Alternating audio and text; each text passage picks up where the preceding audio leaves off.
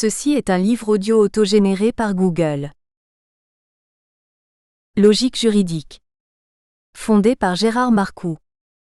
Dirigé par Jean-Claude Nemery et Thomas Peyroux. Le droit n'est pas seulement un savoir. Il est d'abord un ensemble de rapports et pratiques que 146 l'on rencontre dans presque toutes les formes de société. C'est pourquoi il a toujours donné lieu à la fois à une littérature de juristes professionnels, produisant le savoir juridique, et à une littérature sur le droit, produite par des philosophes, des sociologues ou des économistes notamment. Parce que le domaine du droit s'étend sans cesse et rend de plus en plus souvent nécessaire le recours au savoir juridique spécialisé, même dans des matières où il n'avait jadis qu'une importance secondaire, les ouvrages juridiques à caractère professionnel ou pédagogique dominent l'édition, et ils tendent à réduire la recherche en droit à sa seule dimension positive. À l'inverse de cette tendance, la collection Logique juridique des éditions L'Harmattan est ouverte à toutes les approches du droit. Tout en publiant aussi des ouvrages à vocation professionnelle ou pédagogique, elle se fixe avant tout pour but de contribuer à la publication et à la diffusion des recherches en droit, ainsi qu'au dialogue scientifique sur le droit. Comme son nom l'indique, elle se veut plurielle. Dernière parution. Benoît Grémard, de l'arme nucléaire française. Essai sur la constitutionnalisation de la force de frappe, 2021. Gladys Trezenem, La dignité de la personne humaine et le juge administratif, 2021. Chrissy Papanikaolaou, Le principe de l'État social, Étude sur les limites de l'activité législative en droit comparé français et hellénique, 2021. Yves-Gabriel Djeykakam-Dom, La responsabilité des ordonnateurs des crédits publics dans le système financier contemporain. Étude des droits camerounais et français, 2021. Laurie Marguet, Le droit de la procréation en France et en Allemagne. Étude sur la normalisation de la vie, 2021. À la mémoire de mon père qui nous a quittés de façon précipitée pendant la rédaction de ma thèse. À ma généreuse mère. À mes frères et sœurs. À mes filles. À ma femme Justine pour son soutien inconditionnel. Remerciements. Je remercie très sincèrement mon directeur de thèse, le professeur Filali Haussmann, pour sa confiance en acceptant d'encadrer ce travail de recherche et pour ses précieux conseils durant la rédaction de ma thèse. Mes remerciements vont également aux membres du jury pour leur intérêt pour ce sujet, leur lecture attentive et leur présence à la soutenance. J'adresse mes vifs remerciements au professeur Éric Loquin, qui a accepté de rédiger un avant-propos pour la présente étude. Je désire grandement remercier mes parents, mes frères et sœurs et ma femme pour leur soutien sans faille durant toutes mes années d'études. Votre enthousiasme contagieux et vos petites attentions ont été indispensables dans l'achèvement de ce travail. Je remercie mes amis et tous ceux qui, de près ou de loin, ont participé à leur manière à l'élaboration de ma thèse par leurs conseils, leur disponibilité et leur lecture. Sigles et abréviations. PREFACE. Filali Haussmann. Professeur agrégé des facultés S de droit. Chercheur au CRJFC.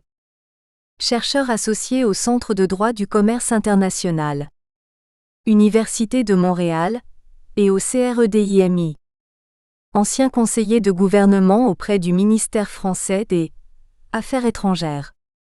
Cet ouvrage que nous avons l'honneur de préfacer est le fruit de la thèse de doctorat soutenue le 16 octobre 2020 par M. Demba Mbo, devant un jury présidé par M. Éric Loquin, professeur émérite à l'Université de Bourgogne et constitué par M. Philippe Delebecq, professeur agrégé à l'Université de Paris 1, Panthéon-Sorbonne, examinateur, M. Malik El Azouzedi, professeur agrégé à L', Université de Paris 2, Panthéon-Assas, rapporteur et M. Jean-Baptiste Racine, professeur agrégé à l'Université de Paris 2, Panthéon-Assas, rapporteur et moi-même.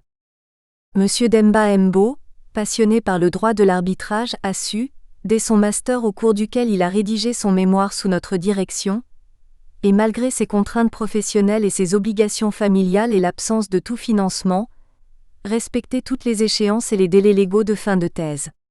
M. Demba Mbo rappelle et justifie le titre de sa thèse, Le secret dans l'arbitrage international, approche critique. Cette thèse s'inscrit dans une démarche de recherche du caractère de principe général de droit ou non, du secret de l'arbitrage international. M. Demba Mbo rappelle que comme son intitulé l'indique, le secret dans l'arbitrage international est un thème intéressant, mais complexe en raison du flou juridique qui l'entoure. Il est vrai que ce flou commence déjà par la notion même de secret qui présente des liens de cousinage avec des notions telles que la confidentialité ou le secret des affaires. La démonstration tend à souligner que dans le vocabulaire de l'arbitrage, les auteurs ont plus spontanément tendance à parler de confidentialité que de secret. C'est pourquoi M. Demba Mbo propose une définition du secret qui lui paraît plus appropriée et entendue comme un moyen destiné à sauvegarder à l'insu du public, c'est-à-dire des tiers, les échanges effectués au cours de la résolution du litige ainsi que l'existence et le contenu de la sentence rendue. Il a le mérite de poser la problématique de son travail, qui est une recherche qui entend vérifier si le secret est véritablement un principe général intrinsèque et consubstantiel à l'arbitrage international, dont le non-respect entraîne l'application de sanctions analogues au sein des ordres juridiques. Pour sa vérification, M. Demba Mbo a choisi de traiter le sujet en deux parties. Première partie, le statut incertain du secret en tant que principe général dans l'arbitrage international et seconde partie, le régime du secret en tant que principe général dans l'arbitrage international. Pour conclure, M. Demba Mbo constate et regrette un manque d'harmonisation du régime juridique des règles visant le secret de l'arbitrage international, règles souffrant d'une fragmentation. Selon lui, sur le plan international, le cercle le plus approprié pour légiférer est la CNUDCI, qui devra mettre en œuvre des travaux approfondis pour l'adoption d'un règlement sur le secret en matière d'arbitrage international, auquel cas il faudra trouver le juste milieu entre secret et transparence et le concilier avec le règlement de la CNUDCI sur la transparence dans l'arbitrage entre investisseurs et États fondé sur des traités, entré en vigueur le 1er avril 2014. Ainsi que cela avait été souligné par le jury, la thèse est très bien écrite et facile à lire. Elle pose de nombreuses interrogations. Ainsi, tout en soulignant l'utilité de distinguer entre arbitrage commercial international et arbitrage d'investissement, on peut se demander s'il y a une différence si fondamentale, hors CIRDI. Y a-t-il une différence radicale entre les deux types d'arbitrage, hors CIRDI, du point de vue du sujet traité, dès lors que le régime du contrôle est identique? Qu'en est-il de l'application directe du secret sur l'arbitrage international? Selon les parties, l'arbitrage est une justice privée qui se règle en privé.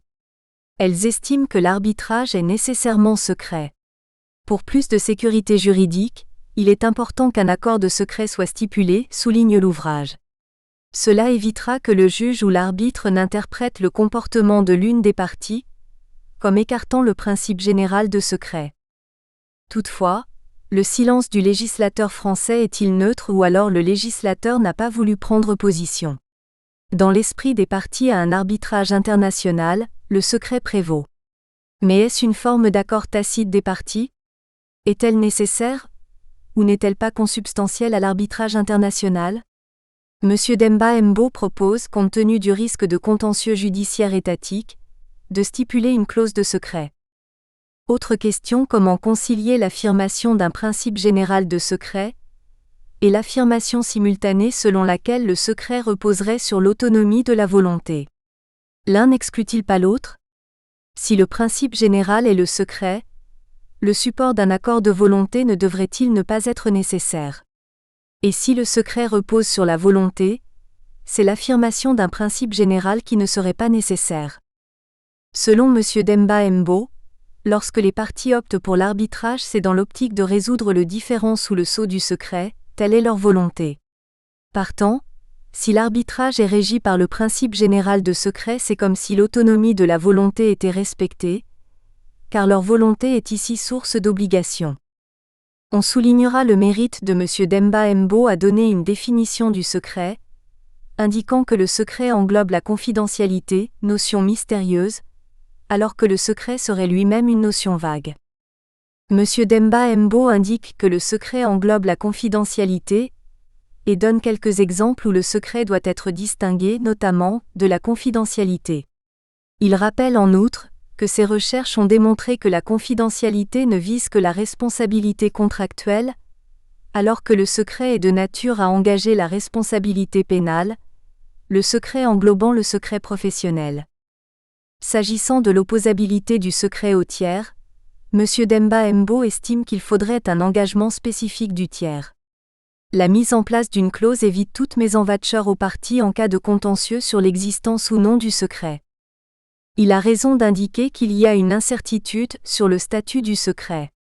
Nous approuvons le fait d'ériger le secret en principe général du droit de l'arbitrage international, ce qu'il défend avec talent.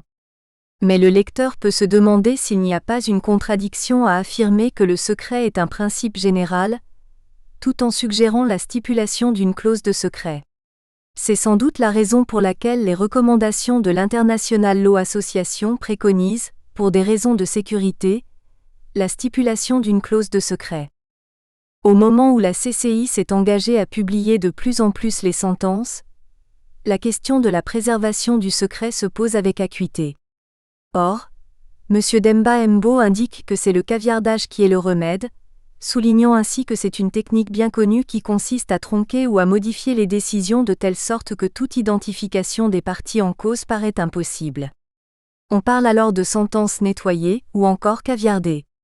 Ces différents mécanismes permettent de camoufler aussi bien le litige que l'identité des parties, qui échappent ainsi à la curiosité du public.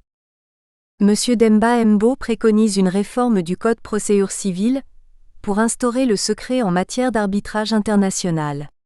Or, la dernière réforme date de 2011. On peut alors se demander s'il est opportun de faire une telle réforme alors que le législateur est resté muet précisément pour accueillir en France l'arbitrage d'investissement.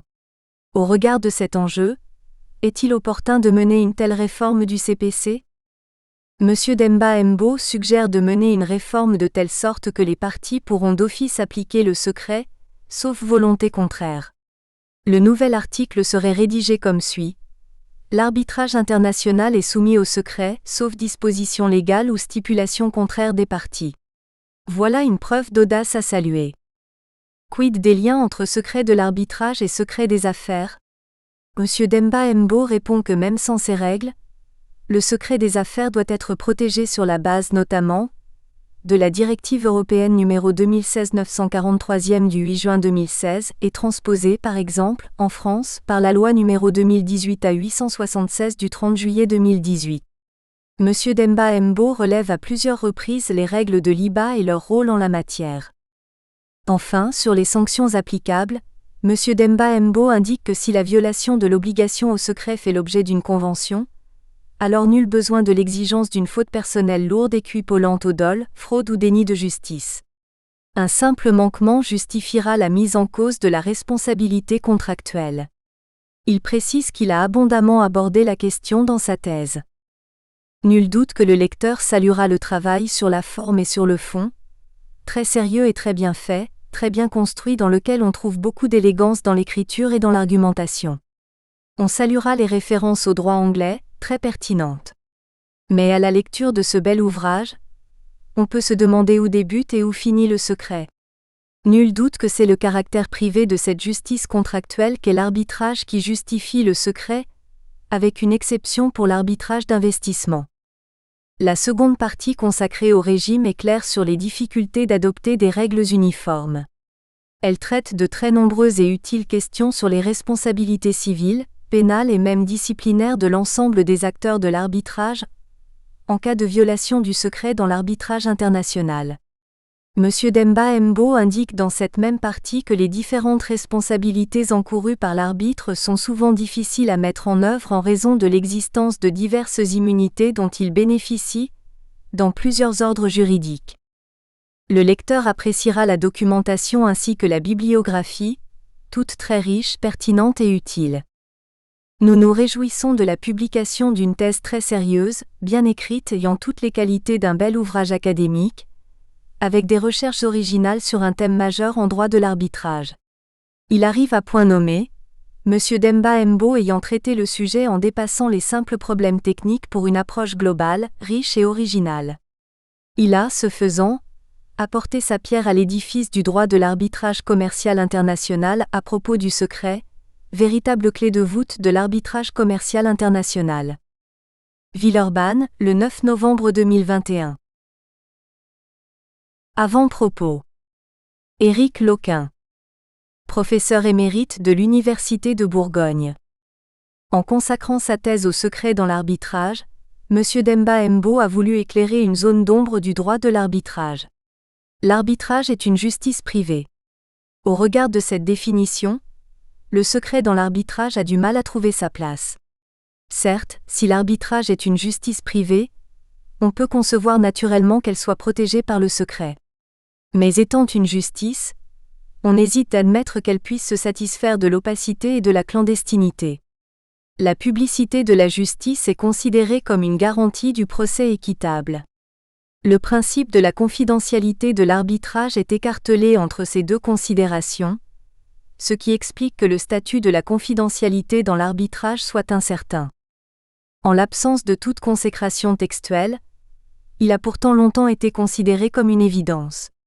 Les auteurs ont soutenu que la confidentialité serait un trait marquant de l'arbitrage, seule institution apte à préserver le secret des affaires, et que cette aptitude constituerait l'un de ses avantages les plus certains. Pourtant, c'est seulement lors de la réforme du droit d'arbitrage opérée par le décret du 13 janvier 2011 que notre Code de procédure civile a reconnu à l'article 1464 son existence. Cette reconnaissance a été timide. Elle suit une période d'incertitude jurisprudentielle, la Cour d'appel de Paris ayant jugé en 1986 qu'il était de la nature de l'arbitrage d'assurer la meilleure discrétion au règlement des différends, puis ayant en 2004 exprimé des doutes sur l'existence d'une telle obligation en jugeant que la partie qui requiert une indemnisation pour violation de la confidentialité de l'arbitrage doit s'expliquer sur l'existence et les raisons des apostrophes. Un principe de confidentialité dans le droit français de l'arbitrage international. Aussi, le décret du 13 janvier 2011 ne prévoit l'existence d'un principe de confidentialité que dans le seul arbitrage interne. Et encore l'encadre-t-il dans des limites exigeantes. Il n'est pas impératif et les parties peuvent y déroger et écarter le caractère confidentiel de la procédure arbitrale. Plus encore, le texte réserve les hypothèses où la loi impose la levée du secret, sans d'ailleurs préciser quelles sont ces hypothèses. S'agissant de l'arbitrage international, aucun texte ne prévoit la confidentialité de l'arbitrage et ce silence a été interprété de façon divergente, tantôt pour soutenir que dans le silence des textes, la confidentialité s'applique en tant que principe général inhérent à l'arbitrage, tantôt à l'inverse que la confidentialité existe que si les parties la veulent et la stipulent expressément. M. Demba Mbo prend résolument le parti de l'existence d'un principe général de confidentialité qui innerverait l'ensemble de la procédure arbitrale, mais, constatant le flou de la matière, conseille la stipulation d'une clause de secret. En effet, comme l'a écrit le professeur J.B.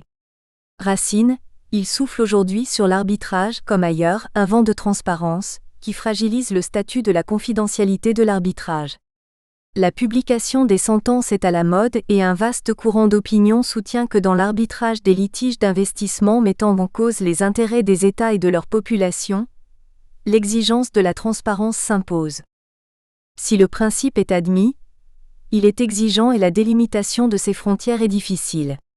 Il concerne à la fois les audiences arbitrales, les mémoires produits par les parties, les documents et éléments de preuve qui les accompagnent et bien sûr les sentences arbitrales. Il rayonne dans l'ensemble des conventions organisant l'arbitrage, en particulier le contrat d'arbitre conclu entre les parties et les arbitres et la convention d'organisation de l'arbitrage passée entre les parties et l'institution d'arbitrage choisie par elles.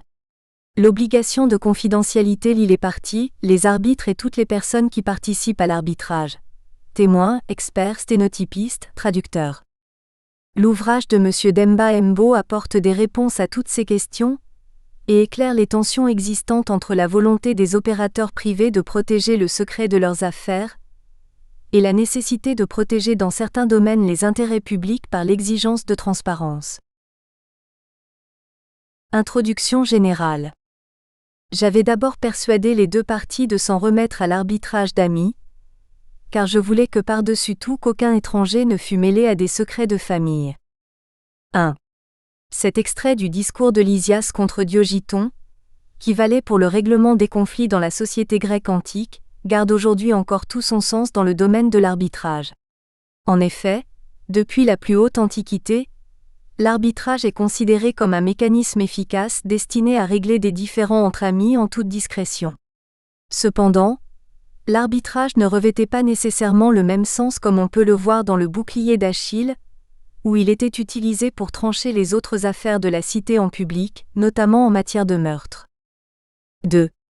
De nos jours, la circulation de l'information et la protection dont elle fait l'objet via le droit à l'information, érigé comme une liberté publique, font du secret un sujet d'actualité et une source de différend. La doctrine se demande toujours si le droit à l'information du public prévaut sur le droit au respect de la vie privée. De même, se pose la question de savoir si la liberté d'expression constitue une limite légitime au secret.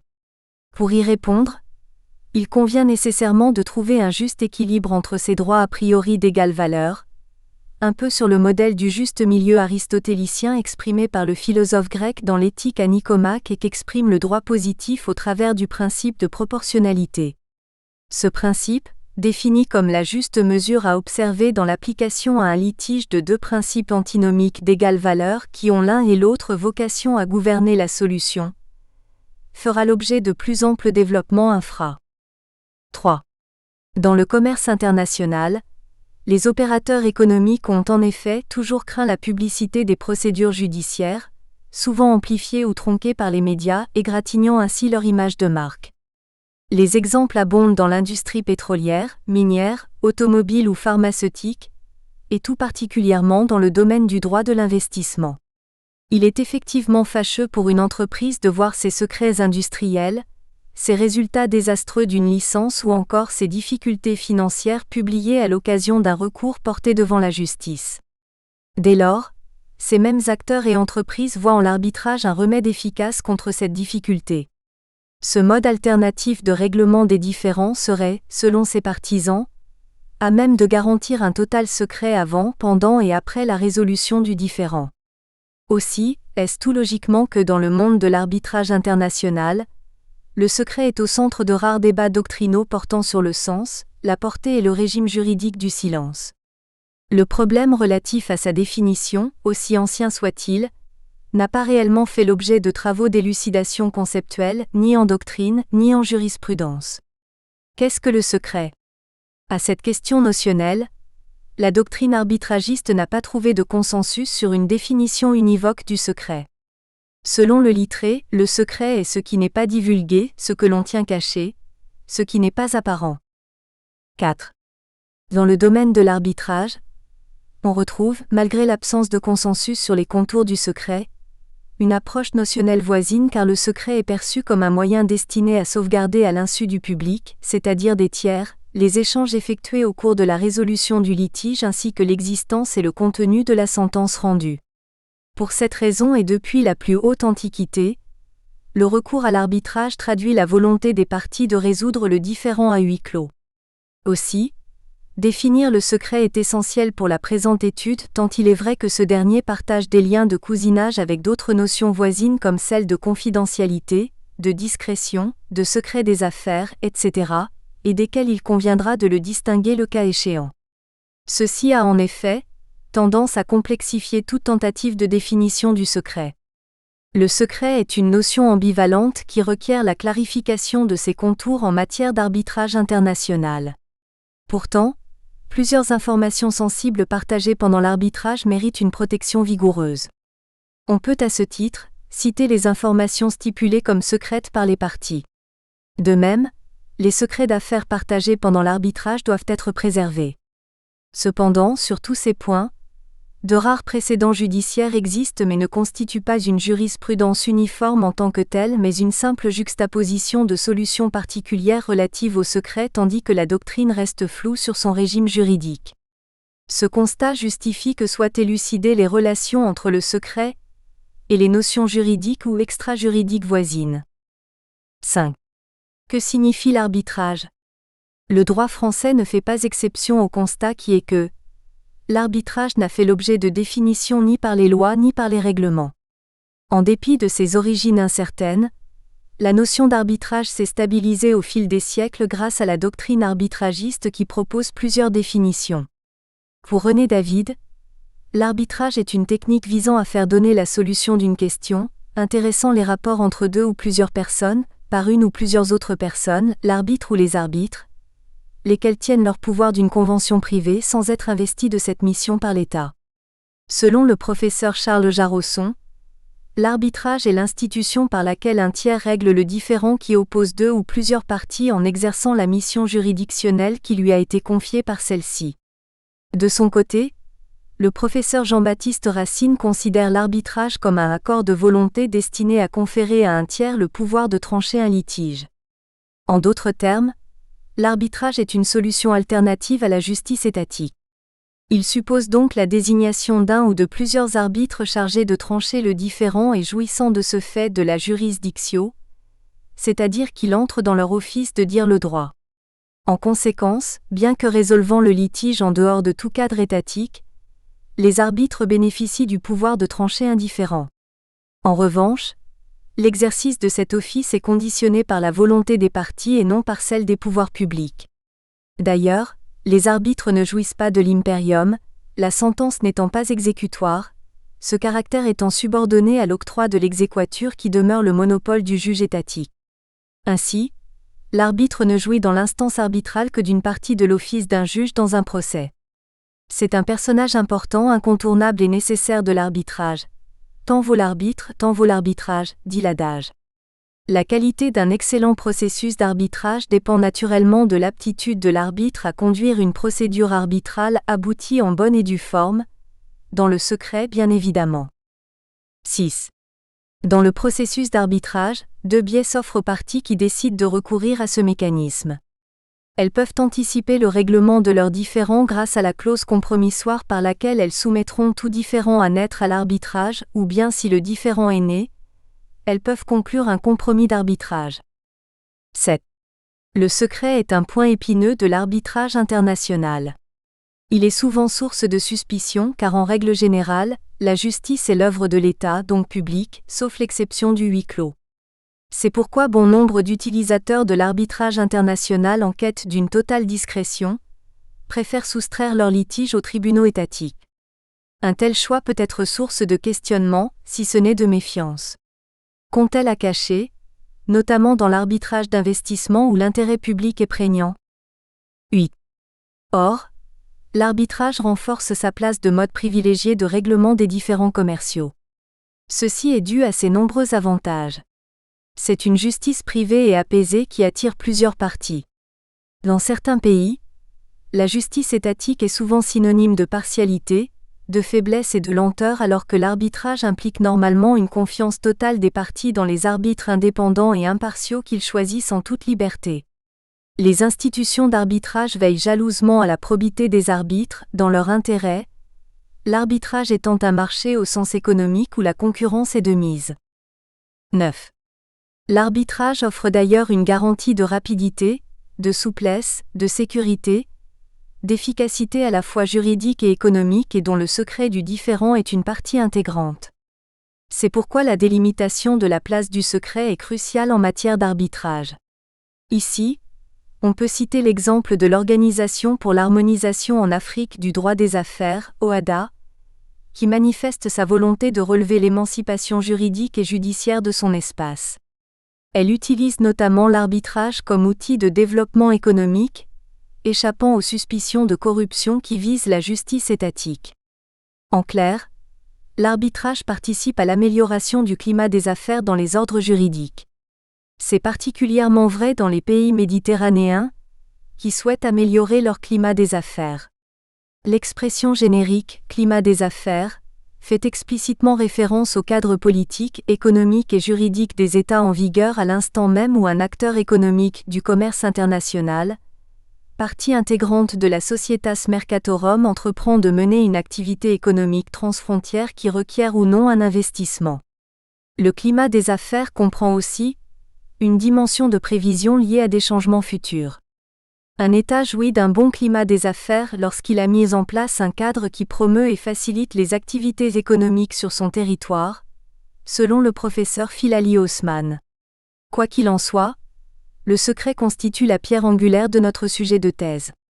Le secret est en effet l'un des éléments centraux qui conduit les acteurs du commerce international à utiliser l'arbitrage. Ceci explique en partie la recrudescence ces 30 dernières années du recours à ce mode alternatif en matière de commerce international. Cette avancée a été mise en exergue par une étude pratique réalisée en 2018 par la Queen Mary University of London, Whitecase. Selon elle, 97% des utilisateurs de l'arbitrage estiment que ce mécanisme est le mode préféré de résolution des différends car il est rapide, efficace et surtout discret. De plus, 99% d'entre eux sont prêts à recommander l'arbitrage dans le futur. Cette étude démontre la place prépondérante qu'occupe ce mécanisme depuis des décennies sur la scène internationale. 10. L'arbitrage en tant qu'outil de résolution des différends commerciaux internationaux promeut les échanges économiques, la prospérité et même la paix internationale selon certains de ses partisans. Ceci aura comme corollaire le développement du droit du commerce international. Pour renforcer davantage ce développement, le professeur Filali Osman a invité de grands arbitragistes à réfléchir sur cette question lors du colloque organisé à Istanbul en 2016 et ayant pour thème « Où va l'arbitrage international ? De la crise au renouveau ». Certains d'entre eux n'ont pas manqué d'évoquer la place occupée par le secret. Les remèdes qui ont été apportés à la crise présupposée de l'arbitrage dont Philippe Fouchard avait alerté dès 1988 dans son célèbre article « Où va l'arbitrage international ? » touchent aussi le secret comme en atteste le règlement de la CNUDCI sur la transparence dans l'arbitrage entre investisseurs et États, fondé sur des traités en vigueur depuis le 1er avril 2014, dont les règles ont vocation à rendre publiquement accessibles des informations sur les arbitrages entre investisseurs et États. Or, dans son article, Philippe Fouchard observait déjà que l'arbitrage était confronté à des chemins de traverse, dus aux chicanes procédurières liées à l'accentuation de la bureaucratisation des grands centres d'arbitrage. Mais il est constant que parmi les facteurs de la crise, reste le problème du secret qui tient une place à part, particulièrement dans l'arbitrage d'investissement. 11. L'arbitrage ne semble pas susciter la méfiance des investisseurs, des acteurs du commerce international, des grandes entreprises, et de tous ceux qui choisissent un règlement extrajudiciaire débouchant sur une solution non contraignante comme la médiation ou obligatoire comme la sentence arbitrale. Les modes alternatifs de règlement des différends de nature amiable sont complémentaires de l'arbitrage et inversement, ce qu'on observe au travers des clauses MED-ARB ou ARB-MED ou des procédures de MED-ARB simultanées. Tous ces marcs sont soumis au principe de secret, et ce, selon des modalités distinctes. Devenu un mode ordinaire de résolution des litiges d'affaires, l'arbitrage confirme, grâce notamment au secret, sa position de mode préféré de résolution des différends dans le domaine commercial international et dans celui des investissements, et ce, malgré la défiance récente de certains États à son encontre. Cette défiance a ainsi conduit des États comme la Bolivie en 2007, l'Équateur en 2009, le Venezuela en 2011, à dénoncer la Convention de Washington instituant le CIRDI. Cependant, cette dénonciation a pour motif le consentement arraché car un État peut être attrait à la suite d'une évolution connue sous le nom d'arbitrage witu priviti, ou d'arbitrage unilatéral, au profit de l'investisseur étranger par une conception et interprétation extensive du consentement de l'État d'accueil de l'investisseur tiré d'un traité auquel cet État est partie. En outre, la défiance des États ainsi que des ONG est aussi fondée sur le grief que ni l'arbitrage commercial international, ni l'arbitrage d'investissement ne prendraient en considération l'intérêt étatique, et que le secret sacrifierait plus aisément selon les ONG. Ainsi, le secret serait un moyen de sacrifier l'intérêt étatique, loin du regard démocratique du citoyen. Pourtant, l'arbitrage se développe par ailleurs dans toutes les disciplines comme celle du sport, du négoce des fruits et légumes ou encore de l'activité maritime. D'ailleurs, selon le professeur Philippe Delebecq, ce développement de l'arbitrage dans le domaine maritime s'est fait autour de certains grands principes tels que le contradictoire, l'indépendance, l'impartialité, la confidentialité, la motivation, etc., et d'ajouter loin de nous l'idée de vouloir les remettre en cause. Ils sont du reste connus, affirmés et mis en musique dans le règlement de la Chambre arbitrale maritime de Paris. Nul doute que le secret y occupe une place privilégiée parmi tous ces grands principes, et explique que l'arbitrage soit préféré à la justice étatique. 12. L'arbitrage international permet entre autres de choisir librement l'arbitre qui sera chargé de trancher le litige, et d'obtenir une reconnaissance et une exécution facilitée de la sentence arbitrale grâce à la Convention de New York de 1958. Or, selon Pierre Lalive, cette autonomie fait de l'arbitrage une véritable terre de liberté. Aussi bien les acteurs du commerce international qu'une majorité d'États sont convaincus de son apport considérable dans la conception et la stabilité des échanges commerciaux internationaux et l'amélioration du climat des affaires. Le secret fait partie du champ d'expression de cette autonomie de la volonté, comme en atteste le droit comparé et international qui régissent la matière. Et le choix d'un arbitre discret est garanti par les sanctions diverses que son indiscrétion lui ferait courir. 13. Pour les besoins de cette thèse, nous naviguerons bien au-delà des rivages du droit français en raison de l'indigence de ses eaux sur le secret de l'arbitrage international. Il y a par exemple une absence totale de dispositions légales ou jurisprudentielles sur le secret en droit de l'arbitrage international français. C'est pourquoi une telle odyssée juridique est primordiale pour observer d'autres conceptions juridiques du secret.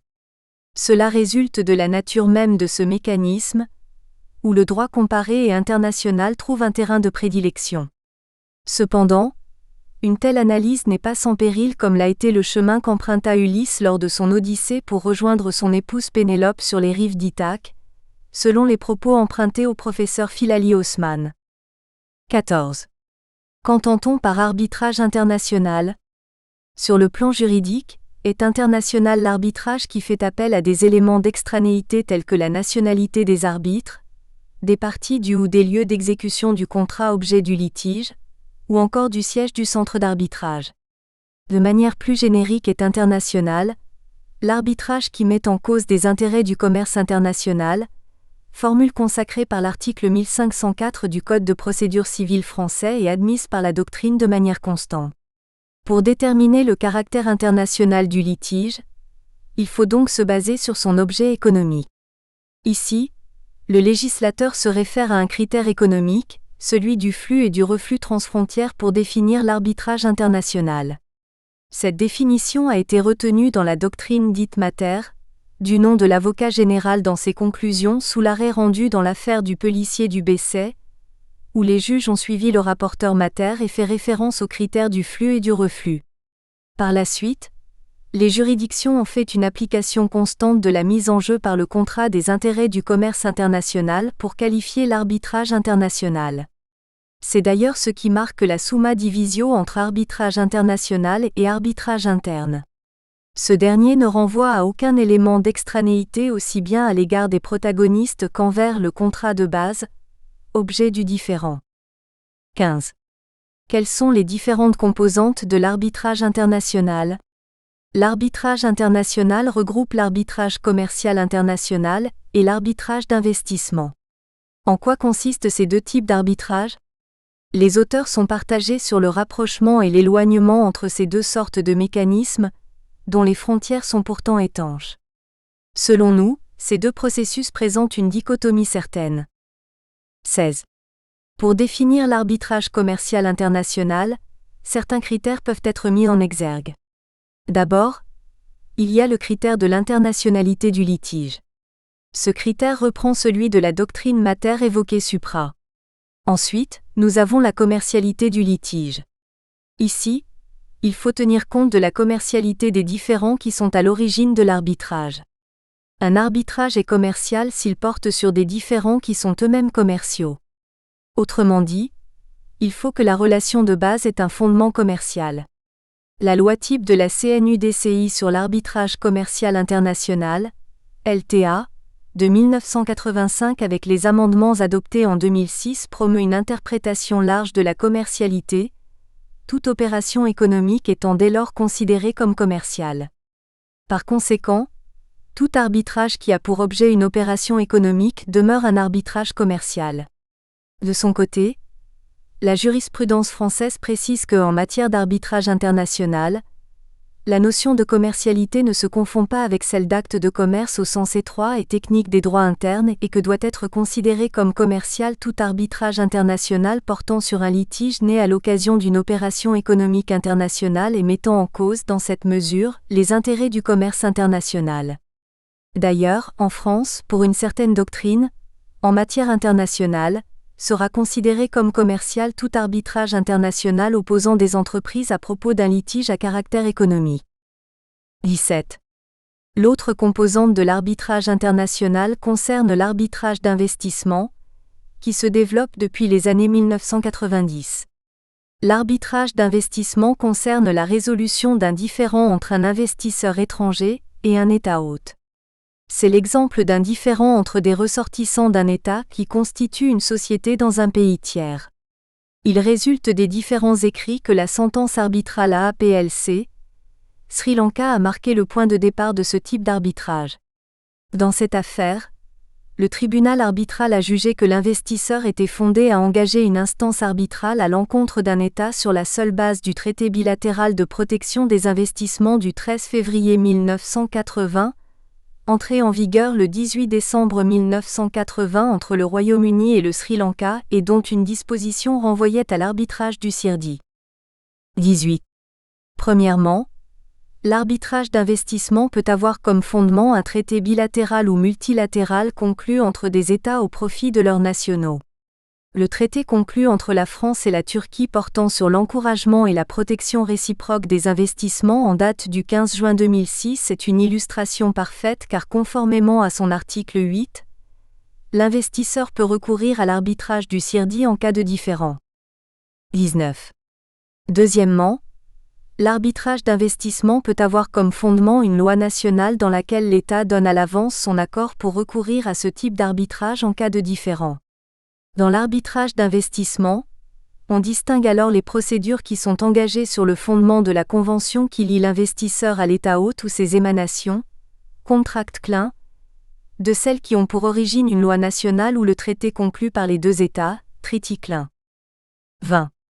Mais l'arbitrage d'investissement soulève aussi des questions relatives au secret. En effet, l'un des litigants peut utiliser à titre stratégique les informations acquises au cours de l'arbitrage pour changer l'issue du procès arbitral. Il peut par exemple menacer de révéler des éléments sensibles aux citoyens de l'État concerné. Il peut également influencer l'attitude de l'autre partie, lorsque des techniques de fabrique sont en jeu. Il peut menacer de révéler l'existence de l'instance arbitrale, ce qui entache l'attractivité économique de cet État par un effet épouvantail certain. Comparé à l'arbitrage commercial international, l'arbitrage d'investissement est d'un cran plus empreint de l'intérêt public car les sommes en jeu sont des deniers publics. Aussi, au lieu du secret, le principe de transparence devrait l'emporter car il est l'un des leviers d'une meilleure gouvernance démocratique. Effectivement, les ONG y interviennent pour exprimer leur point de vue. En outre, les citoyens demandent la transparence de la procédure pour garder un œil sur le déroulement de l'arbitrage dans lequel l'État est partie. C'est pourquoi le secret devient aux yeux de beaucoup d'arbitragistes injustifié en arbitrage d'investissement. La doctrine est majoritaire sur ce point.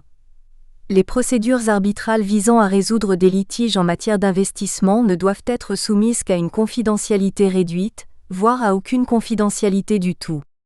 Ceci pose un véritable problème car l'arbitrage, qu'il soit commercial ou non, doit en toute hypothèse assurer la protection du secret des affaires.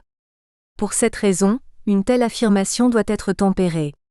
On devrait alors savoir si l'arbitrage d'investissement répond à la transparence, ou si le secret prévaut pour certaines catégories d'informations par le biais du traité ou de la loi nationale. C'est sans doute à ce niveau que le principe de balance des intérêts peut s'adosser au principe de proportionnalité défini plus haut et consacré par la CEDH et la CJUE, notamment. 21. Ces deux types d'arbitrage, commercial et d'investissement, présentent des caractéristiques distinctes, mais malgré tout, certains auteurs les assimilent. Considérer que ces deux types d'arbitrage constituent une seule et même chose relève d'une grande confusion. Pour accentuer davantage la dichotomie entre les deux mécanismes, le professeur Éric Loquin emprunta à PRUJINER une métaphore comparant l'arbitrage d'investissement au coucou, pondant ses œufs dans le nid douillet de l'arbitrage commercial international. Il affirme finalement qu'il n'appartient plus à l'occupant du nid d'élever les enfants du coucou, mais plutôt de les écarter du nid pour qu'ils continuent de s'émanciper. Le maintien d'une unité conceptuelle risque de faire du tort aux deux familles. Les deux types d'arbitrage ont des régimes juridiques totalement différents, et ce, même si l'arbitrage d'investissement envahit de plus en plus l'arbitrage commercial international. Au début, le premier s'est inspiré du second avant de pouvoir voler de ses propres ailes. Aussi, d'une part, et contrairement à l'arbitrage commercial international, le caractère consensuel est moins visible dans l'arbitrage d'investissement où l'on parle même de marginalisation du consentement. C'est sans doute ce qui lui vaut les appellations d'arbitrage unilatéral ou encore d'arbitrage forcé. D'autre part, sa singularité est de nature à altérer la place du secret au nom du principe de transparence. Mais dans quelle mesure ? C'est une question à laquelle il nous appartiendra de répondre.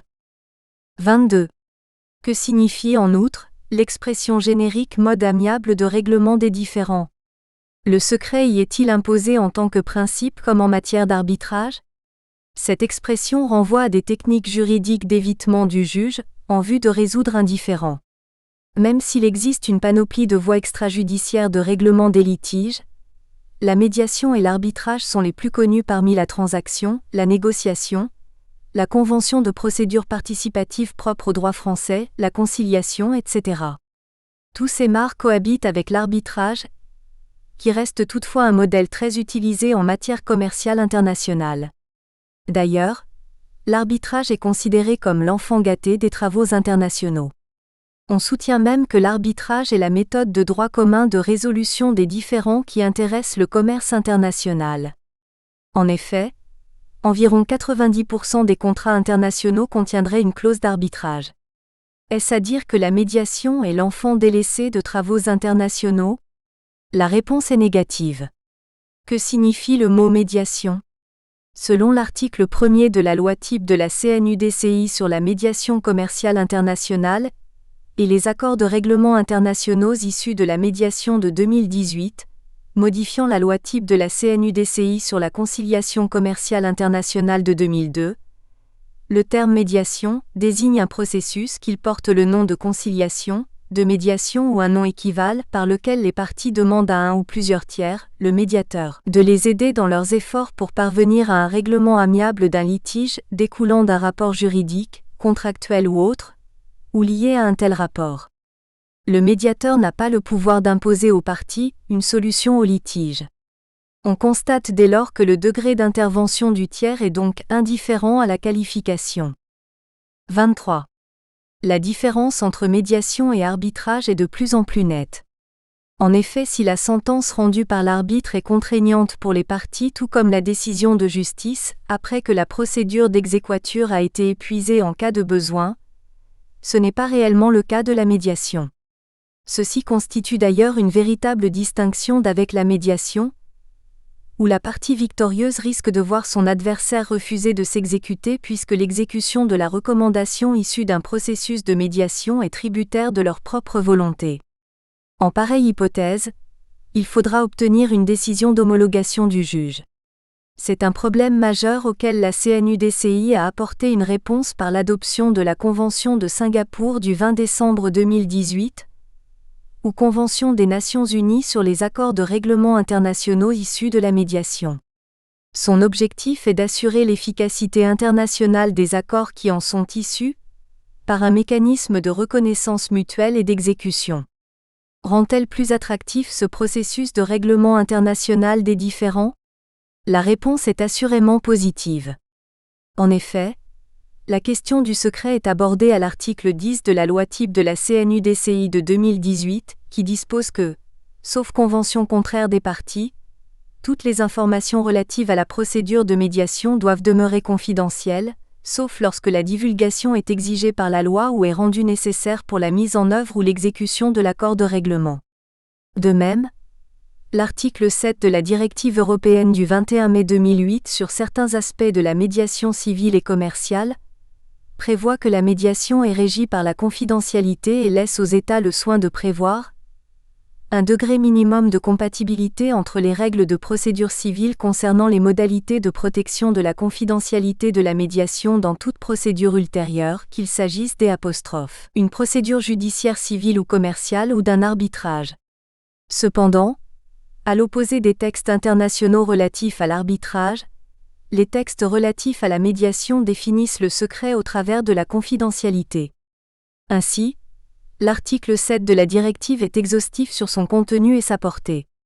Il est intéressant de noter que le législateur européen ménage le droit de l'arbitrage tout autant que le droit judiciaire des États membres de l'UE en prévoyant que les États membres veillent à ce que, sauf accord contraire des parties, ni le médiateur ni les personnes participant à l'administration du processus de médiation ne soient tenus de produire, dans une procédure judiciaire civile ou commerciale ou lors d'un arbitrage, des preuves concernant les informations résultant un processus de médiation ou en relation avec celui-ci, excepté. C'est utile et cela l'est d'autant plus qu'une procédure de médiation qui échouerait peut ouvrir la voie à celle d'un arbitrage. Dans ce dernier cas, il sera défendu aux parties d'utiliser les informations partagées pendant la phase de médiation pour les besoins de l'arbitrage. Elles ne pourront pas non plus utiliser les mêmes informations dans le cadre d'une procédure judiciaire, et ce, au nom du principe de secret. Aussi, en matière de médiation, les caucus renforcent davantage le secret des informations des parties puisque le médiateur peut leur proposer des entretiens privés. Le débat n'est pas nécessairement contradictoire. Le constat est clair, le secret demeure une pièce maîtresse du règlement des différends du commerce international. Pour le cas de la médiation, le secret reste indéniablement le principe, ce qui garantit d'ailleurs l'efficacité de la médiation. L'arbitrage et la médiation constituent ainsi deux piliers de l'amélioration du climat des affaires grâce à un outil commun, qui est le secret. 24. C'est dans ce contexte que notre sujet présente plusieurs enjeux. D'abord, une certaine disparité des législations concerne le secret de l'arbitrage international.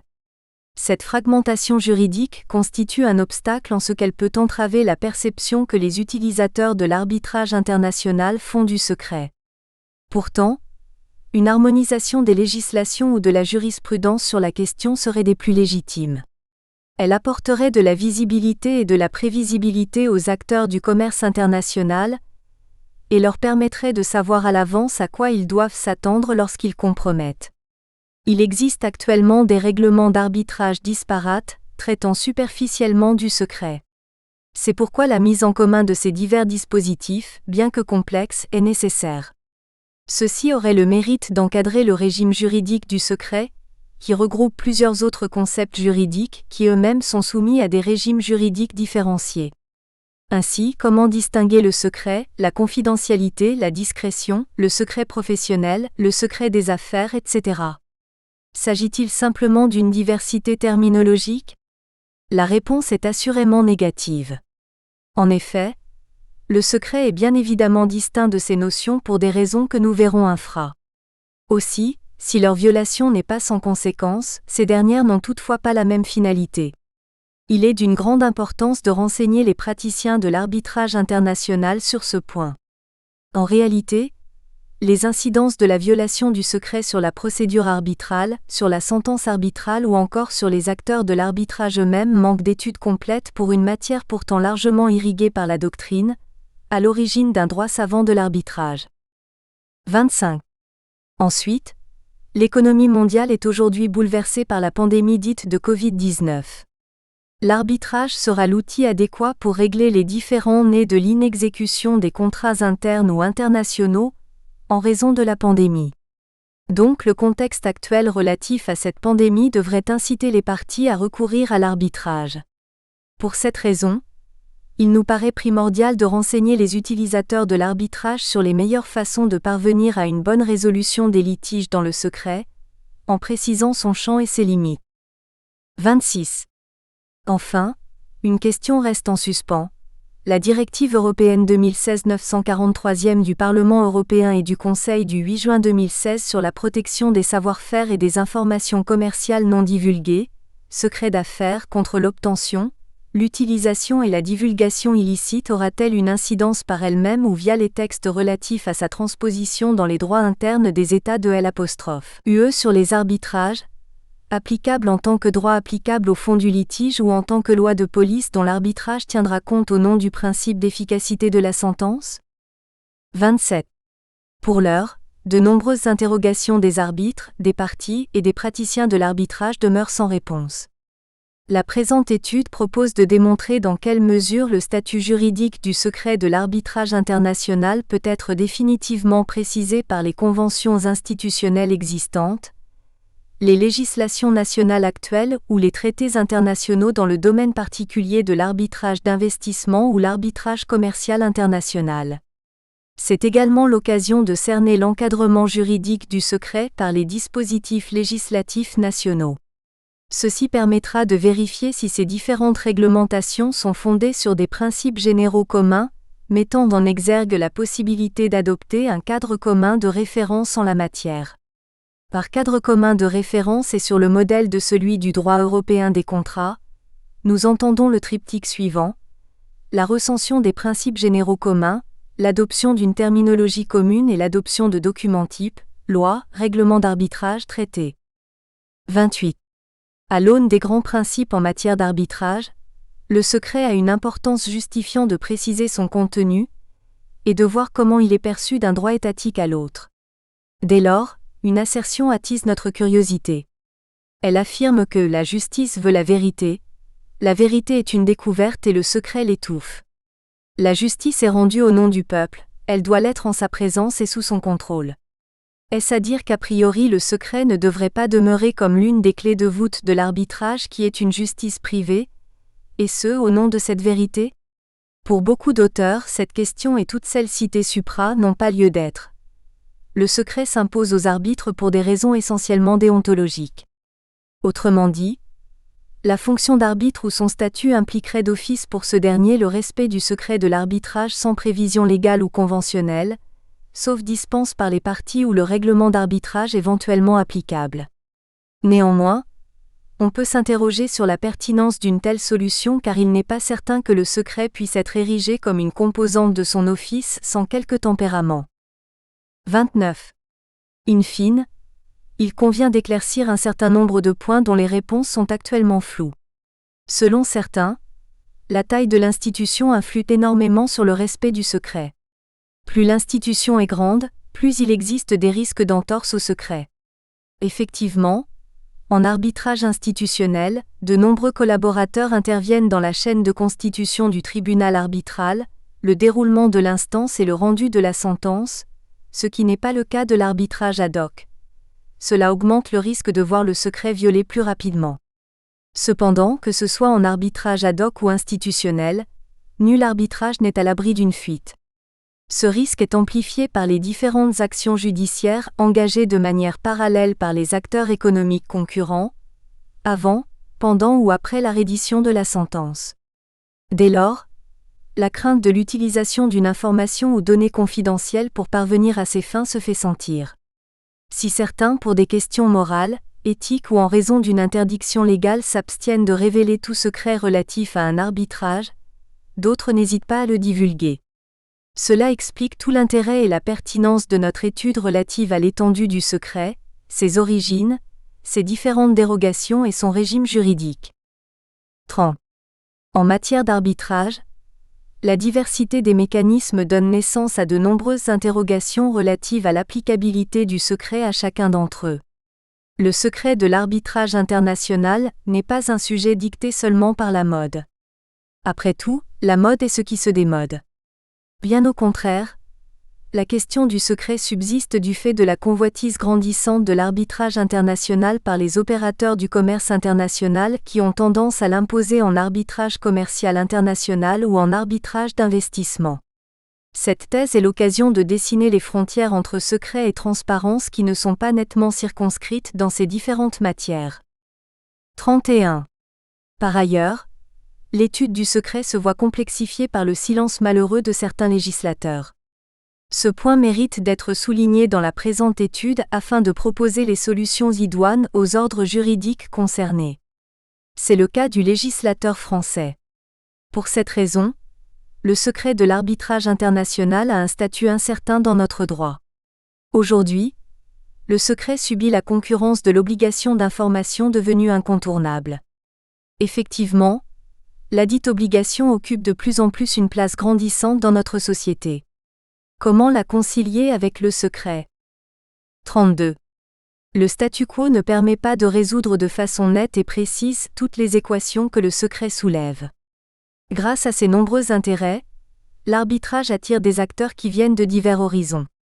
Parmi les atouts de l'arbitrage, le secret occupe une place privilégiée, de telle sorte qu'un système qui n'accorde la confidentialité que dans une mesure très restreinte, voire qui ne la reconnaît pas, risque de voir les professionnels du commerce international se transporter sous des cieux plus rigoureux en matière de confidentialité.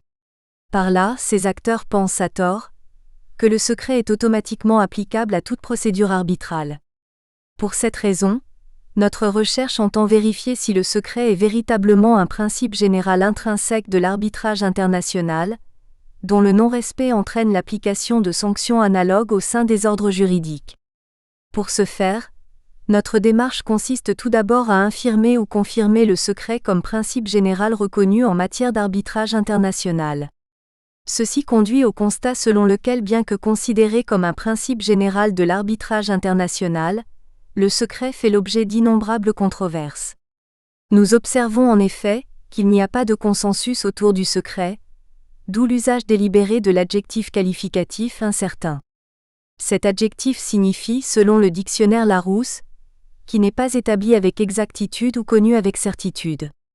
Or en la matière, le défaut de certitude est nourri en l'espèce, à la fois par les divergences d'opinion, le silence du droit positif mais aussi la disparité des règles institutionnelles sur le secret en matière d'arbitrage international. Nous verrons alors dans quelle mesure les droits étatiques qui reconnaissent l'existence du principe général de secret lui consacrent un régime juridique particulier définissant ses débiteurs et créanciers, ainsi que les sanctions encourues en cas de violation. Malgré des prévisions législatives différenciées dont il fait l'objet dans les ordres juridiques, le secret doit être respecté par les acteurs débiteurs. Les conséquences qui découlent du manquement au secret sont sans appel car certaines données essentielles de l'arbitrage doivent être absolument sauvegardées. Il y va de la crédibilité même de ce mode alternatif de résolution des différends, à conduire un arbitrage qui respecte la discrétion voulue par les parties. 33. Cette étude a pour objectif de permettre à la doctrine ou aux praticiens de l'arbitrage international d'anticiper leur comportement vis-à-vis de la sauvegarde du secret dans la conduite de l'instance arbitrale. Il y va de la sécurité juridique même du cadre légal de l'arbitrage international, qu'il soit commercial ou d'investissement. En effet, il faut protéger les acteurs de l'arbitrage international contre les incohérences et les lacunes des législations et règles institutionnelles vis-à-vis du secret. 34. Pour mener à bien notre recherche, il faut nécessairement répondre aux interrogations suivantes. Quelle est la raison du silence total de certaines législations ou traités sur le secret en droit international de l'arbitrage ? Ce mutisme relève-t-il de l'indifférence des législateurs nationaux et internationaux concernés ? De prime abord, la jurisprudence a quelque peu été confrontée à un problème relatif au secret en matière arbitrale. Aussi, les quelques sentences et arrêts rendus sur cet aspect par les cours et tribunaux arbitraux et étatiques seront analysés au fur et à mesure de notre examen que nous voulons critique. La position de la doctrine sera pour sa part analysée, surtout dans une matière dominée par les sources savantes. Or, du point de vue international, le constat est que la doctrine, la jurisprudence et les législateurs n'adoptent pas une position unanime sur le secret pour des raisons qui méritent aussi un examen critique. Il en ressort que bien que considéré comme un principe général dans l'arbitrage international, il n'en demeure pas moins que le statut du secret reste incertain dans ce domaine, partie 1. Toutefois ce flou dont le secret fait l'objet n'altère pas son utilité au bon déroulement de l'arbitrage international. Sur ce point également, notre étude se veut d'un véritable intérêt, puisqu'elle vise à montrer les différents mécanismes par lesquels les acteurs de l'arbitrage international peuvent être contraints de respecter le secret et que toute violation ne restera pas impunie. Pourtant, la violation du secret ainsi que les conséquences y attenantes ne sont pas suffisamment étudiées. C'est pourquoi elle mérite aussi un examen approfondi. Ainsi, l'analyse du régime du principe général du secret dans l'arbitrage international apparaît nécessaire, partie 2. Première partie, le statut incertain du secret en tant que principe général dans l'arbitrage international. Deuxième partie, le régime du secret en tant que principe général dans l'arbitrage international. Partie 1, le statut incertain du secret en tant que principe général dans l'arbitrage international. 35. L'étude du secret dans l'arbitrage international est riche en enseignements, d'autant plus qu'il n'existe pas une solution unanimement adoptée en la matière. La perception du secret peut être différente d'un droit étatique à un autre ou au sein d'une même intégration juridique régionale, OHADA, UE, MERCORSUR, etc. Ce statu quo risque d'affecter les relations commerciales internationales ou marchés financiers internes ou internationaux vu la diversité d'origine des acteurs du commerce international. La raison est simple. Du fait du nouvel ordre économique mondial, des personnes d'horizons différents sont appelées à traiter ensemble ou à effectuer des échanges commerciaux. Parmi ces acteurs économiques, une première catégorie majoritaire a l'habitude de résoudre ces différends sous le sceau du secret. Une deuxième catégorie est au contraire, réfractaire ou indifférente à l'usage du secret. 36. Au regard des approches différentes des acteurs de l'arbitrage adoptées sur le secret, il nous paraît qu'une législation uniforme ou une règle commune peut être adoptée. Cette uniformisation du régime juridique du secret prémunira les parties des recours aux tribunaux étatiques, afin qu'ils se prononcent en faveur ou en défaveur de la soumission ou non de leur arbitrage au secret, en portant le cas échéant divulgation de celui-ci. Cependant, il y a sans doute différents mécanismes qui permettent de régler cette question en amont de toute action judiciaire susceptible d'ébranler ce principe. Ces différentes techniques de mise en place du secret ont pour avantage d'éviter tout recours à la justice aussi bien en cours d'arbitrage qu'après la reddition de la sentence arbitrale. En réalité, c'est l'un des buts poursuivis par le secret. Pour ce faire, il ne faut qu'aucun doute ne plane sur la soumission ou la non-soumission de l'arbitrage au secret. Tout cela fait de cette notion un sujet sensible en arbitrage international, difficilement saisissable et voué à de très nombreuses discussions, d'où notre constat d'un concept mitigé de ce mécanisme. Il sera ainsi question de sa conception dans les différents domaines de l'arbitrage international. En la matière, la question ne s'est pas très souvent posée dans plusieurs États. L'arbitrage était jusqu'ici adossé au secret. Il découlait de la nature même de ce mécanisme. C'est notamment le cas de la jurisprudence anglaise, laquelle, depuis les années 1980, consacre largement le principe général de secret de l'arbitrage interne et international. 37. De même, le droit français de l'arbitrage interne fait prévaloir le secret. Il suffit de se référer à l'article 1464 alinéa 4, qui soumet cette forme d'arbitrage au secret sauf prévision législative contraire ou volonté des parties. Si le principe est donc posé en matière d'arbitrage interne, les textes restent entièrement silencieux en matière d'arbitrage international. En cela, en matière d'arbitrage international, la position du droit français sur le secret est restée très confuse. Cependant, beaucoup d'auteurs s'accordent à dire que le silence est la règle, car même si dans la plupart des systèmes juridiques la règle de la confidentialité n'est pas écrite, la tradition est telle que les parties sont en droit de penser que, à défaut de stipulation contraire, la sentence ne fera l'objet d'aucune publicité sans leur consentement conjoint. Par conséquent, pour une certaine doctrine, le secret étant le principe en matière d'arbitrage international, il n'est pas nécessaire de mettre en place un texte qui y renvoie.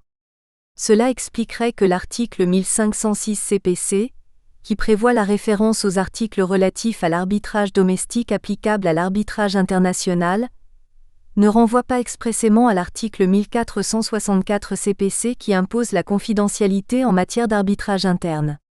Aujourd'hui, le mutisme des textes législatifs français sur cette question dans l'arbitrage international est à l'origine d'un flou juridique total, d'où notre thèse. Cette dernière sera l'occasion d'élucider les raisons d'un tel flou, et tenter de le combler par des propositions. Aux côtés des législations nationales, les règles institutionnelles ne tranchent pas non plus, la question du secret des informations liées à l'arbitrage de manière univoque. Ceci alimente le débat doctrinal sur le secret, faisant ainsi persister l'idée de l'existence d'une présomption de secret, sauf convention contraire des parties. Le législateur laisse donc le choix aux litigants de soumettre ou non leur arbitrage au secret. Il leur confère de ce fait beaucoup plus de liberté que ne l'ont fait d'autres législateurs comme celui lituanien. Ces législateurs n'ont pas hésité en effet à trancher définitivement la question. Ceci fera l'objet de plus amples développements lorsque nous étudierons l'admission du secret par le droit positif, chapitre 2 du titre I. 38. Pour d'autres, ce silence serait donc totalement volontaire car le législateur a choisi de faire usage du principe de neutralité pour le secret de la procédure arbitrale internationale. En conséquence, ceci conduirait les litigants à prévoir eux-mêmes le secret de la procédure arbitrale. Toutefois, cette position est bien discutable car en prévoyant le secret en matière d'arbitrage domestique et en gardant le silence volontairement pour l'arbitrage international, le législateur ne peut être neutre. Ceci est d'autant plus paradoxal que le nouvel article 4A2 de la loi du 18 novembre 2016 reconnaît le secret de l'arbitrage en ligne sauf accord des parties, et ce, sans faire de distinction entre arbitrage interne et arbitrage international. Cette consécration conforte sans nul doute l'idée d'une présomption de secret de l'arbitrage international, même si nous ne pouvons pas nous contenter d'une position incertaine. 39. En général, on voit dans le secret un principe fondamental et indiscutable de l'arbitrage international. Pour une autre partie de la doctrine, son déclin ou recul serait déjà amorcé. Ceci explique les interminables controverses qu'alimente cette notion. Aussi, est-il opportun de se poser la question suivante : le secret a-t-il encore une valeur cardinale en matière d'arbitrage international ? La réponse nous permettra certainement de voir en réalité quelle est la vraie place du secret dans ce mécanisme. Il est largement reconnu en arbitrage commercial international, car il en constitue la principale clé de réussite. Le secret paraît si évident dans cette discipline du droit, qu'il n'y aurait nul besoin de l'affirmer explicitement. D'un côté, ceci explique que le secret soit souvent consacré à titre de principe général en matière d'arbitrage international, titre I. D'un autre côté, il nourrit de très larges controverses en arbitrage d'investissement en raison de ses nombreuses limites et exceptions, au point que son existence est remise en cause dans le domaine de l'arbitrage international, titre 2. Titre 1, la consécration du secret en principe général. 40. On pense très souvent que l'arbitrage international ne peut nullement se dissocier du secret. Les négociateurs de contrats internationaux sont persuadés que le secret résulte de la nature même de l'arbitrage.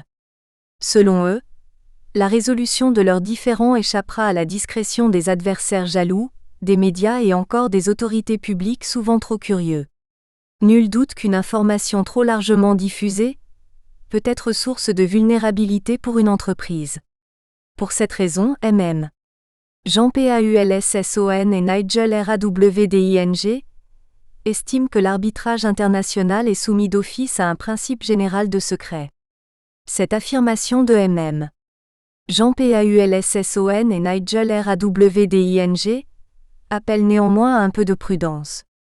Effectivement, nous sommes convaincus que le secret tend à sauvegarder les informations partagées durant l'arbitrage. En revanche, est-il pour autant consubstantiel à l'arbitrage ? Pour ce faire, nous nous focaliserons sur la question de savoir si le secret est réellement inhérent à ce mécanisme bien que la rumeur soit répandue. 41. Le secret intéresse de plus en plus la doctrine arbitragiste car il joue un rôle important dans l'attractivité de l'arbitrage. Déjà en 1979, dans son article intitulé « Non-respect du secret et arbitrage dans le transfert des techniques », Pierre Loyer nous faisait part des questions essentielles que soulève le secret dans le domaine de l'arbitrage. Celles-ci s'articulent autour des 7 aspects suivants. 1. Le principe du secret et formulation de son objet. 2. Les divers modes de transfert du secret. 3. L'étendue et la durée du secret. 4. Les perfectionnements éventuels, extension du secret. 5. Les précautions imposées. 6. Les constatations des violations. 7. Les sanctions des violations. 42.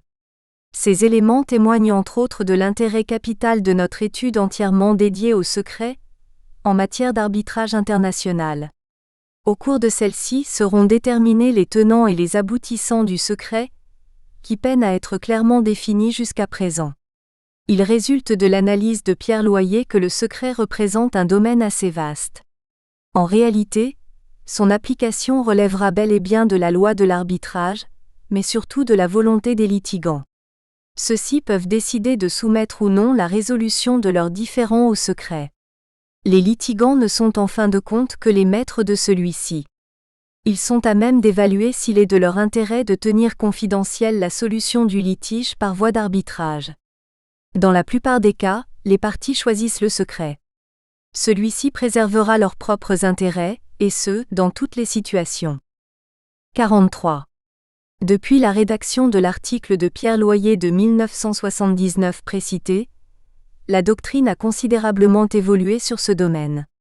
Dans la présente thèse, en plus d'éclaircir tous ces aspects de l'arbitrage cités supra, il paraît judicieux d'évoquer avant tout les notions voisines, voire cousines du secret ainsi que son champ d'application, chapitre 1. Leur étude juste et adaptée répond aux réalités actuelles que nous impose la mondialisation. 44. Il est bon de rappeler qu'en général l'arbitrage est reconnu pour ses nombreuses vertus, rapidité, célérité et efficacité. Le secret complète cette liste. Pour cela, il semble séduire la Societas Mercatorum. Si les acteurs du commerce international préfèrent recourir à l'arbitrage en lieu et place de la justice étatique, c'est aussi parce que cette dernière est moins accessible dans certains ordres juridiques à cause des coûts parfois très exorbitants et des longs délais de traitement des dossiers. Cet aspect fait l'objet des indicateurs de facilité à faire des affaires, plus précisément l'indice exécution des contrats, lequel se décompose en 3 sous-indices: délai, coût en pourcentage de la créance et qualité de la procédure. C'est pourquoi beaucoup d'États, par exemple dans la région de l'Europe et de l'Asie centrale, ont renforcé tant bien que mal les mécanismes extrajudiciaires de résolution des différends. C'est notamment le cas de l'Union européenne depuis l'entrée en vigueur du traité d'Amsterdam et la communautarisation du pilier justice et affaires intérieures, à l'origine de l'adoption de la directive du 21 mai 2008 sur certains aspects de la médiation en matière civile et commerciale. En France, la loi privilégie également le recours au MAR. 45. En outre, la justice paraît moins fiable dans certains pays. C'est par exemple le cas de certains systèmes juridictionnels africains, qui ont longtemps été décriés. De nos jours, les tendances commencent à changer.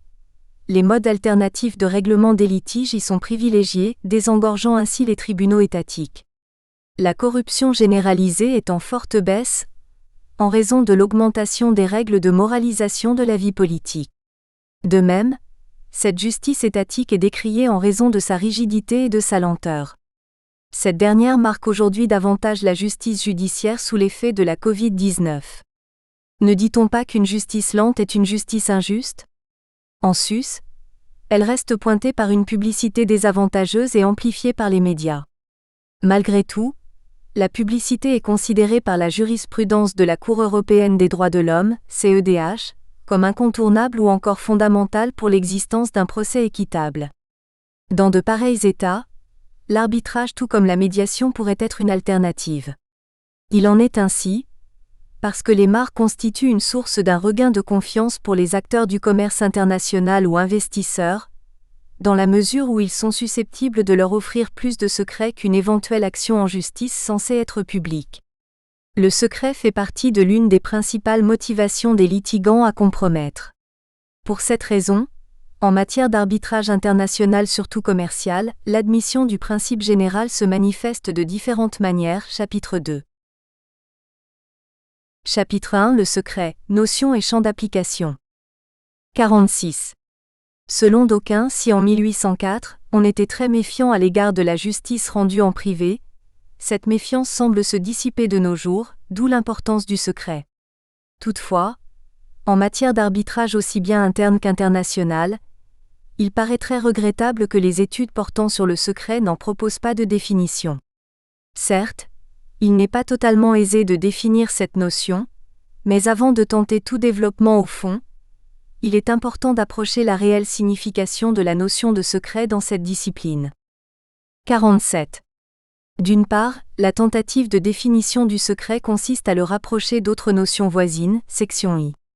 Leur étude est déterminante pour permettre de qualifier le sens exact de ce principe général. D'autre part, dans beaucoup de situations, il appartient aux parties de conférer une certaine force au secret. Autrement dit, elles sont à même d'en envisager son champ d'application.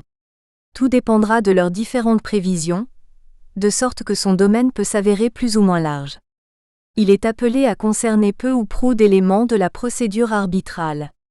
En pareille hypothèse, on parle de son étendue qui peut être calquée sur les besoins des parties, section 2. Section 1, la définition du secret. 48. Dans l'arbitrage, le secret partage des liens étroits avec bien d'autres concepts. Ces liens de proximité peuvent dans plusieurs situations porter à confusion. C'est dans le but d'éviter une telle confusion que nous devons rechercher une définition précise du secret. Ce travail d'élucidation conceptuelle permet de se démarquer des autres concepts qui sont souvent considérés à tort comme synonymes. De leur étude, nous décèlerons les points de ressemblance et de dissemblance avec le secret. 49. Par élimination, notre démarche consistera à démontrer ce que le secret n'est pas exactement, avant de pouvoir démontrer ce qu'il est réellement. La notion de secret n'est pas irréductible à certaines notions extra-juridiques voisines, I. Elle n'est pas non plus irréductible à bon nombre de notions juridiques voisines, 2. Pour une analyse plus complète, il faut procéder à la définition juridique du secret, 3. L'irréductibilité du secret. Nous espérons que vous avez apprécié cet aperçu. Pour continuer à écouter ce livre audio sur Google Play Livres, utilisez le lien dans la description de la vidéo.